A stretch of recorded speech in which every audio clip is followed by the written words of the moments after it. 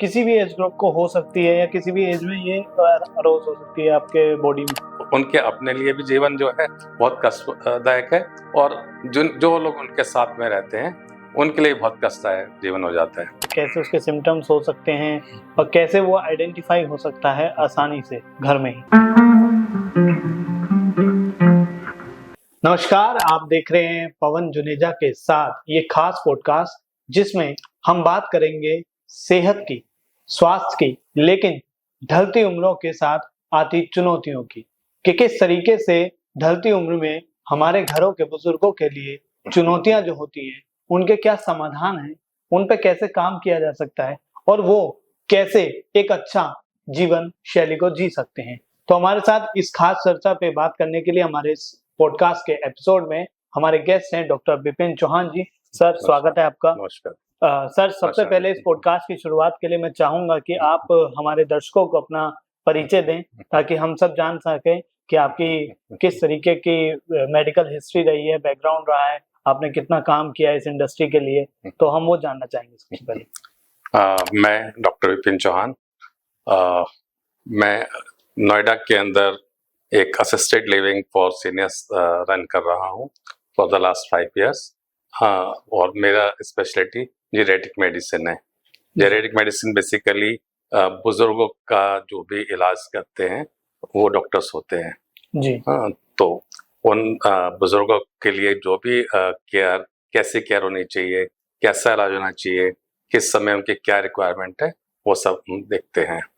दर्शकों के लिए आसान शब्दों में आप क्या समझा सकते हैं कि अल्जाइमर क्या है, कैसे उसके सिम्टम्स हो सकते हैं और कैसे वो आइडेंटिफाई हो सकता है आसानी से घर में ही?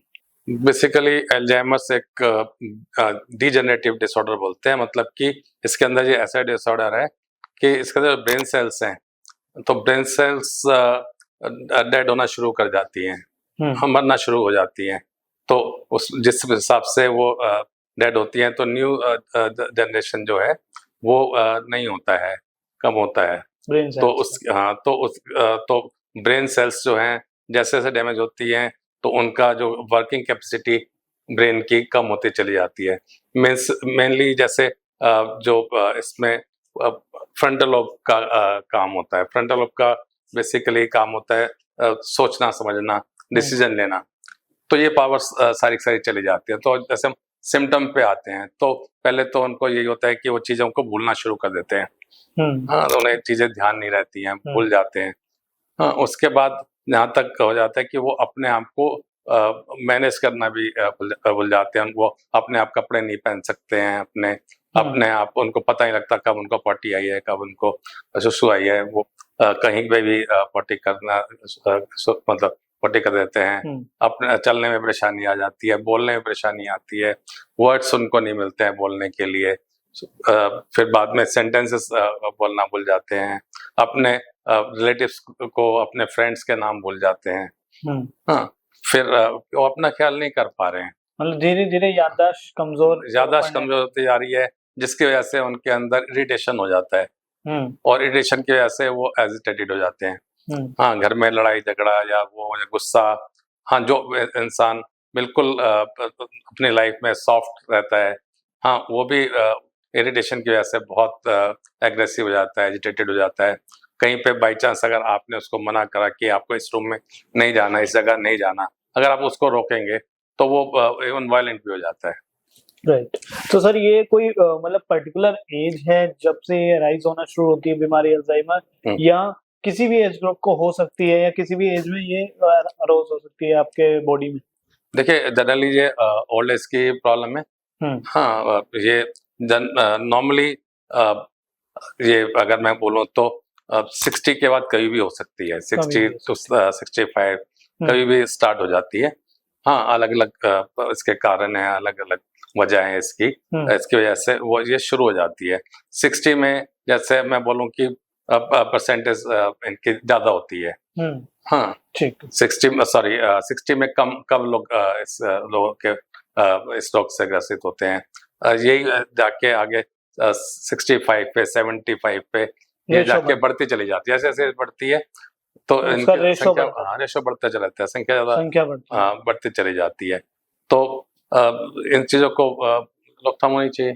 तो कोई इसकी अभी मतलब पर्टिकुलर में ऐसा आप लोगों ने एज ए डॉक्टर कोई मेडिसिन होता है रिकवरी का, या कुछ ऐसा आप लोगों का ट्रीटमेंट है, या इसके सिर्फ केयर में मैटर करता देखिए, जैसे मैंने कहा कि ये डिजेनरेटिव डिसऑर्डर है, तो इसका ट्रीटमेंट पॉसिबल नहीं है। है? हाँ, इसका इलाज नहीं है, ऐसा नहीं है कि ये ठीक हो जाता है, ये पूरी तरीके से सही नहीं होता है। मगर इसका जैसे हर तकलीफ का सिम्प्टोमेटिक ट्रीटमेंट होता है कि भाई आपको एजिटेशन ज़्यादा हो रहा है, आपको एग्रेशन हो रहा है, आपको उसको शांत करने के लिए, एग्रेशन शांत करने के लिए मेडिसिन्स हैं, वो मेडिसिन देते हैं। हाँ, तो कुछ दवाइयों से ये लक्षण कम हो जाते हैं। हाँ, बेसिकली इस प्रॉब्लम में सारे साइकेट्रिक सिम्टम आते हैं। कई बार मैनिक सिम्टम होते हैं जिसके अंदर एग्रेशन वगैरह होता है। कई बार डिप्रेशन भी होता है कि वो बैठा रहता है और किसी से बात नहीं करते हैं पेशेंट्स जो हैं। तो वो दोनों तरीके के सिम्टम आ सकते हैं। तो ऐसे में जहाँ ज़रूरत होती है साइकेट्रिस्ट की मदद ली जानी चाहिए। हाँ, तो साइकेट्रिस्ट जो है वो मेडिसिन से इसका मैनेजमेंट करते हैं, और उससे भी ज़्यादा मैं कहूँगा कि इसके अंदर केयर की बहुत आवश्यकता है। हाँ, तो केयर भी जैसे आप उनका साफ-सफाई का ख्याल करना है, उनका हाइजीन मेंटेन रहना चाहिए। हाँ, उनको आपको प्रॉपर टाइमली न्यूट्रिशियस मील देनी चाहिए। अपने आप वो नहीं खा पाते हैं, और अपने आप वो मतलब उन्हें नहीं पता कि कब खाना खाना है, कितना खाना खाना है, हाँ, क्या खाना है। तो ये आप केयर वाले का जो केयर कर रहा है उसकी रिस्पॉन्सिबिलिटी है कि वो समझे और टाइमली उनको खाना दे। वो अपने आप मेडिसिन्स नहीं ले सकते हैं, उनको टाइमली मेडिसिन्स देनी है। हाँ, उनको साफ-सफाई का ख्याल करना है, न्यूट्रिशियस मील देनी है, और एक जो सबसे बड़ी बात मैं बोलूँगा कि आपको इज़्ज़त प्रोवाइड करनी है, मतलब आप उनको एक रिस्पेक्ट प्रोवाइड करनी है, उनको एक उनकी डिग्निटी मेंटेन करनी है, और वो आप इस प्रॉब्लम के अंदर वो बहुत कन्फ्यूज़्ड हैं। हाँ, जैसे मैंने आपको बताया कि कन्फ्यूज़न एक बहुत बड़ा फैक्टर है उनके अंदर। राइट। हाँ, और उनको चीज़ें समझ नहीं आ रही हैं। तो वो जो भी बोल रहे हैं, जैसे ही बोल रहे हैं, आपको समझना मतलब आपको समझने की ज़रूरत नहीं है, आपको फिर भी उनको एप्रिशिएट करने की ज़रूरत है। क्या वो सबसे ज़्यादा इम्पोर्टेंट उनको एप्रिशिएट करना है। अगर आप एप्रिशिएट करेंगे, वो आपकी बात मानेंगे, हाँ, और आपको सहयोग करेंगे। अदरवाइज़ वो आप उनके अपने लिए भी जीवन जो है बहुत कष्टदायक है, और जो लोग उनके साथ में रहते हैं, उनके लिए बहुत कष्टदायक जीवन हो जाता है। जी, आपने 1-2 बात बोली तो मुझे इससे एक दिमाग में सवाल सा आ गया। आपने बोला रिस्पेक्ट के लिए, आपने कहा उनको केयर की ज़रूरत है, आपने उनके कहा अटेंशन सीकिंग थोड़े से हो जाएँगे। जनरली एज़ ए डॉक्टर जब आपके पास ऐसे पेशेंट्स के फैमिली मेंबर्स आते हैं, तो उनको तो ये सब सिम्पटम्स या ये चीज़ें नहीं पता होती कि कैसे शुरुआत से करना है। तो क्या क्वेरीज़ लेके वो लोग आप तक आते हैं, या क्या एक क्वेश्चन उनके माइंड में होता है कि इन्हें क्या हो गया है? मतलब बीमारी पता है ठीक है, लेकिन बदल से गए होंगे, नेचर चेंज हो गया है, तो उनको कैसे आप अवेयर करते हैं, या वो अगर इस वीडियो को, इस पॉडकास्ट को सुने, तो उनको आप क्या कहना चाहेंगे जो उनके गार्डियंस हैं, या उस एज में जो उनके बच्चे हैं या फैमिली मेंबर्स हैं उनके लिए? देखिए, वैसे तो आज गूगल है, सब है, और लोगों को अवेयरनेस होती है, और काफ़ी लोग आते हैं जो ऑलरेडी ट्रीटमेंट इसका ले रहे होते हैं। मगर फिर भी अधिकतर मैं कहूँगा कि लोगों को इसके बारे में कोई नॉलेज नहीं होती है। वो इसलिए लेके आते हैं क्योंकि वो कहीं न कहीं उनकी फैमिली सफ़र कर रही होती है उनके पेरेंट्स की वजह से। उनके वो नहीं समझ पाते हैं कि इनको ये जो लक्षण आ रहे हैं, हाँ, जो वो पहचान नहीं पा रहे हैं, या वो गुस्सा कर रहे हैं, ज़्यादा परेशान कर रहे हैं, या वो बार-बार लड़ाई झगड़े कर रहे हैं, हाँ, तो उन्हें नहीं पता लगता, और उनके जैसे केयर कर रहे हैं, और उनको अपनी जॉब्स भी करनी है, उनके बच्चों को अपनी जॉब्स भी करनी है, तो कहीं न कहीं उसमें डिस्टर्बेंस आ रही है। तो ज़्यादा वजह वही होती है कि वो लोग उनका लाइफ डिस्टर्ब होती है, नॉर्मल डिस्टर्बेंस हो रही होती है, इसलिए वो लोग हमारे पास लेके आते हैं कि अब आप इनको अपने आप रखिए, देखिए। हम जब इनसे हिस्ट्री लेते हैं, हम उनसे पता करते हैं, तो हम उनको गाइड करते हैं कि नहीं, इनको ये जो ये प्रॉब्लम है, ये डिसीज़ है, हाँ, और उसको मैनेज करना है। तो इसका फिर भी यहीं पे जब हम लोग यहाँ पे रखते हैं, रख के हम तो प्रोफेशनल इसको मैनेज करते हैं। आपको लगता है कि अल्जाइमर का होम ट्रीटमेंट पॉसिबल है? देखिए होम ट्रीटमेंट पॉसिबल तो सब कुछ है। आपके अंदर इतना समय अपने पेशेंस होनी चाहिए। हाँ, समय होना चाहिए। ठीक है, डेडिकेशन होना चाहिए। अगर आप कर सकते हो तो बहुत अच्छा है। अदरवाइज मैं सोचता हूँ कि जो इंस्टीट्यूट हैं जो उनकी केयर कर रहे हैं वो आजकल काफी प्रोफेशनलिज्म हो गया है इंस्टीट्यूट में। काफी प्रोफेशनल एसोसिएटेड होते हैं। अब पहले वाली बात नहीं है जैसे कि ओल्ड एज होम में सिर्फ उनको शेल्टर प्रोवाइड करना है, फूड प्रोवाइड करना है। अब ऐसा नहीं है। राइट। अब इस तरीके के ओल्ड एज होम हो गए हैं कि जहाँ पे बहुत सुविधाएं हैं और डॉक्टर्स एसोसिएटेड हैं, साइकियाट्रिस्ट एसोसिएटेड है, काउंसलर्स हैं, साथ में उनके डाइटिशियन एसोसिएटेड हैं। हाँ, तो उनको माइंड गेम्स कराए जाते हैं, उनको मेमोरी गेम्स कराए जाते हैं, है ना? उनको एक्टिविटीज में मैंने उनको इन्वॉल्व किया जाता है। हाँ, जो मतलब बाकी जो हम लोग सर्विसेज देते हैं जैसे उनको डेली लाइफ में बहुत अच्छे से आप लोग केयर करने के लिए और एक्टिव रखने के लिए प्रैक्टिस कराते हैं। जी जी जी, हमारे पास रूटीनली जैसे हमारे पास 11 बजे के आसपास हम लोग जितने भी हमारे रेजिडेंट्स हैं उनको अगर अल्जाइमर्स है या कोई और प्रॉब्लम है, बेसिकली हम लोग असिस्टेड केयर कर रहे हैं, उनका असिस्टेड लिविंग कर रहे हैं। तो हम लोग सबको एक एनवायरनमेंट देते हैं, सबको अपने पास बुलाते हैं, मतलब एक उनकी गैदरिंग करते हैं जितने भी रेजिडेंट्स हैं और उनको कभी हमारे पास आर्ट एंड क्राफ्ट के लोग आते, टीचर्स आते हैं, वो उनको कलरिंग करवाते हैं, उनको कटिंग पेस्टिंग कराते हैं, उनको ये गेम्स कराते हैं। हाँ, और कैसे कैसे भी उनको मतलब ये सब एक्टिविटीज करके उनको इन्वॉल्व करना होता है, तो इससे उनका आत्मसम्मान भी बना रहता है। राइट। तो अल्जाइमर पे जितनी डिटेल में हमें डॉक्टर साहब ने बताया, मुझे लगता है कि इंटरनेट पे इस तरीके से और इस डिटेलिंग में वो चीजें नहीं होंगी। क्यों? क्योंकि जो सर कह रहे हैं कि जो केयर चाहिए, जो रिस्पेक्ट चाहिए, ये मेडिकल एस्पेक्ट से बियॉन्ड की बातें हैं, ये आगे की बातें हैं कि जो मेडिकल ट्रीटमेंट में नहीं है, ये चीजें आपको करनी पड़ेंगी या लानी पड़ेंगी।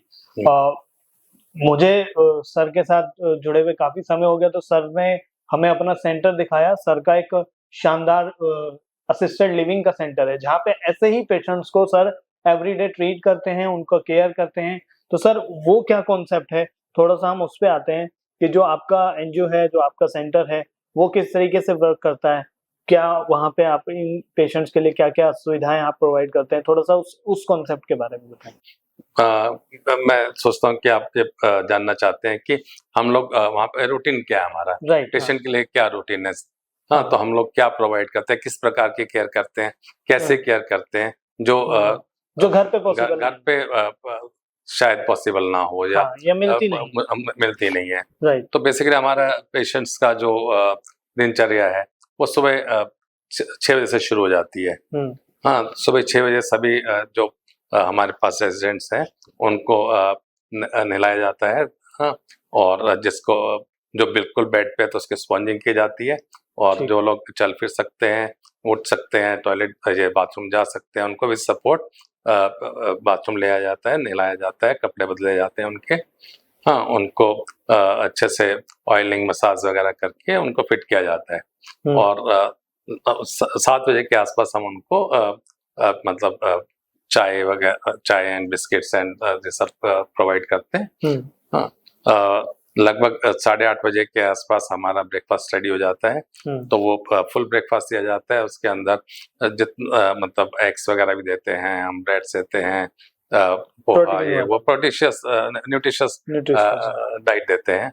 हाँ, तो न्यूट्रिशियस ब्रेकफास्ट होता है, वो ब्रेकफास्ट करा जाता है। ठीक है, तो लगभग 11 बजे के आसपास हम लोग, जैसे मैंने आपको बताया कि एक स्मॉल मतलब एक गैदरिंग होती है जिसके अंदर सारे रेजिडेंट्स हमारे आते हैं, और उनको हम आर्ट एंड क्राफ्ट कराते हैं, उनको हम माइंड गेम्स कराते हैं।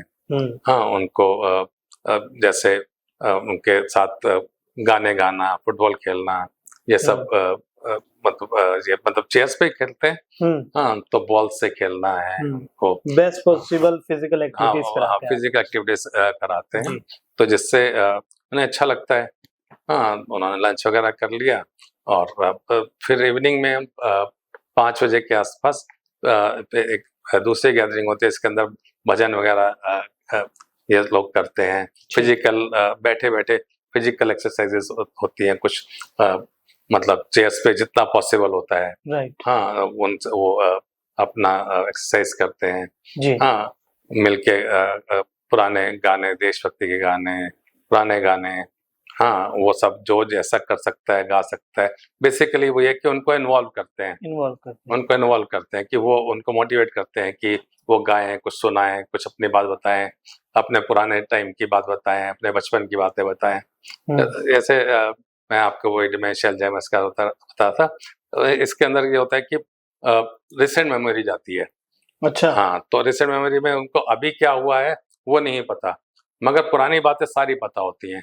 अच्छा, तो वो मतलब अगर अब कोई उनके हाँ, बचपन तो का वो किस्सा बचपन में है। चले जाते हैं अपने, अच्छा। बचपन की कहानियाँ सुनाते हैं, बचपन की स्टोरी सुनाते हैं, है ना? तो काफी इंटरेस्टिंग है कि हाँ, मतलब उन्हें हाँ, वो तो चीज याद है जो उन्होंने बचपन में की है या यंग एज में की है, और जो रिसेंट मेमोरी है सिर्फ वही लॉस हाँ, है। रिसेंट लॉस होती है, और वो एन्जॉय करते हैं। अब उनको अगर हम सपोज़ हमारे पास जैसे नर्सरी के बच्चे कभी मिलने के लिए आते हैं इनसे, तो उन्हें देख के वो बहुत खुश होते हैं। हाँ, बहुत अच्छा लगता है। इनको जैसे हम कभी ये छोटे-छोटे बेसिक से गेम खिलाते हैं, जो उन्होंने बचपन में खेले होते हैं। हाँ, जैसे ये क्या बोलते हैं वो बॉल को उस पे मारते हैं। पिट्ठूग्राम जैसे हम खेलते हाँ, थे हाँ, बचपन में, है राइट। ना? तो उनको बहुत अच्छा लगता है। टीवी देखते हैं तो टीवी में कार्टून्स लगाए उनके लिए, या बर्ड्स वाले वो हमने कुछ ये पिक्चर्स लगाई, है ना? या पुराने गाने हाँ, सुनाए। पुराने गाने लगाए, तो उसको बहुत एन्जॉय करते हैं वो लोग।